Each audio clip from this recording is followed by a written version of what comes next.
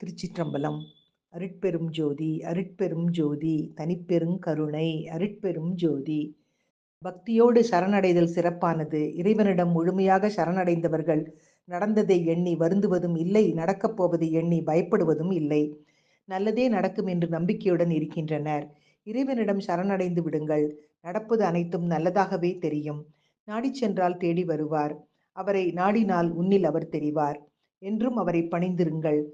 சோகம் தீர்த்து யோகம் அருளும்.